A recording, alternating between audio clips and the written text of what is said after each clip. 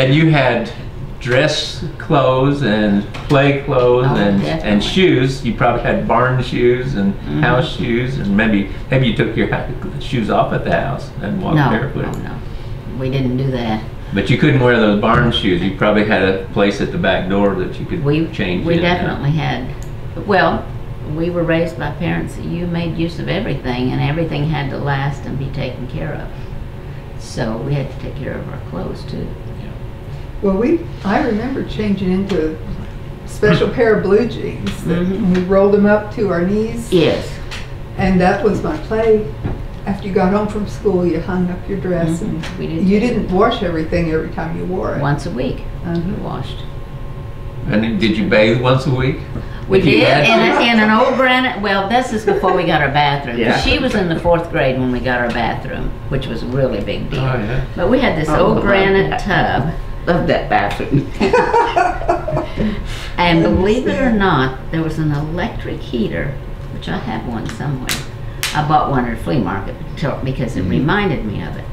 And you put this electric heater down in the water. Oh my. And it heated the water. But you wanted to get it out of there before you got in. Yes. So we bathed down in the basement in this galvanized tub before we got our bathroom. And you always had a telephone, or do you remember a time that you didn't? Had a telephone. I got another replica of that in there. Crank telephone? And Nyokas, our friend Nyokas, well, where Jenny built her house, that was Cloyd's, and they had the exchange. And you just, 3F16 was our number. I don't remember our number. Oh, I do. Well, probably because I was down at Nyokas a lot, and I watched that. Stay a little longer. Right. And if you wanted somebody, you took the receiver down and cranked the phone and waited until Mrs. Cloyd came on the line. Big Mama's what we called her, and said who you wanted to call, and they'd connect you. And listen, people listened. We were on the party line. That's how you got your news. Yeah. And I also remember digging the well when don't you remember that? That fascinated me. Kind of. Well, I actually just filled that cistern in not long ago. But we never used it. Well, we did. There was a faucet in the basement that was used for some things. You remember the drought of the 50s, early 50s? Yes, we remember our dad. They hauled in hay. And my memory is Mother wouldn't let him go by himself. He'd have to go at night. When he had to go at night into Springfield to check to see if the loads were there, we all had to pile in the car and go too. Do you remember that? No, I don't remember that. Yeah. What I remember of it is it was so hot that summer that Dad cut his pants off and went swimming with Stout Potter's Ford. It's the only time he had to cool off at least once. That's the only time he ever went swimming was that summer. Did he? We'd lay out in the yard on a blanket and watch the heat lightning. I remember that. Good entertainment. Just hoping it would be raining. Yeah. I remember feeling and smelling the rain after those long dry periods, and I mean, it was just a wonderful aroma in the air. It still is a wonderful aroma. Yeah, but that rain, but not like it's not like when you're a kid. Did you play out at night under a street light or something, or did you have to go home at dark? No, but we didn't wander around in Fairgrove after dark. We did have Chang. You remember Chang? I remember Chang. Big red chow. Okay. So we were never afraid. We never. That dog hang around with you? He did. But he was just the most gentle soul. But nobody was afraid of him. We never locked our doors, and we only had one intruder. It was in the middle of the night, and it was a local alcoholic who came stumbling in the middle of the night. Goodness. And all I remember is JR and Dad got up and escorted got him back out the door. What I remember of that is Dad hit this man from our front step and knocked him out in the street. My goodness. I don't remember that. I remember that. My dad was a boxer in his youth. Oh, really? He boxed with John Huff. Yeah. Well, I know the Ricketts boys, they boxed around. Raymond used to talk about that. It was fun for them. My dad did too. Yeah. Was he about Raymond's age? I can't remember. Raymond was born in Raymond's 12. a little younger. Dad was born, well, they weren't far apart. He was born in 1909. No, he was born 1911. And so Raymond was born in 12. Oh, they were. They were raised together. I do know that. Along with the Well, I'll have to tell you one of their entertainments. My Aunt Wanda told me. When the rains were hard and the creek got up, the river got up down there, they would ride logs down the river. Why not? Oh, wow. Wow. That could be dangerous.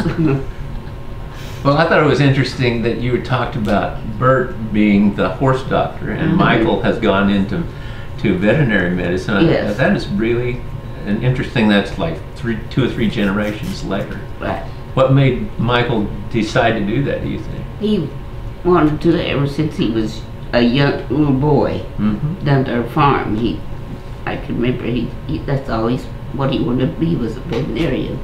And there was a time after he started that he considered going to medical school and being a human doctor, but he didn't. And he said, "Mom, animals just don't talk back to you." Well, I would say that sometimes he probably wishes they would talk back to him, because you have to kind of search for something wrong with them sometimes. Well, yeah, they can't tell you what's hurting. Yeah.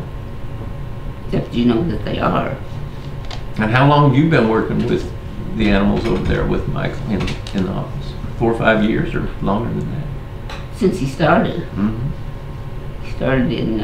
maybe closer to 10 years now. Michael started, he actually didn't graduate until, remind me, Joe, 89.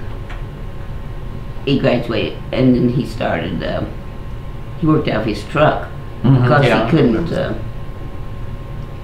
he didn't have his degree yet till that spring. Okay. Because it was in December of 89 that he graduated. And now I forgot what I was saying. Just how long he's had the office over there. Oh, well, he's had the office over there since 94. And you started there then? No, I started when he opened his office in that house. Okay. Yeah, I'd forgotten that. I worked, I guess. Yeah, that's right. Tuesdays and Thursdays when they were open. I worked on Saturdays, and I kept the books. So, basically since he started, I told Michael I always felt like it was part mine, even though I knew it wasn't. You guys lived away from Fairgrove for a while and moved back here in 89 or so?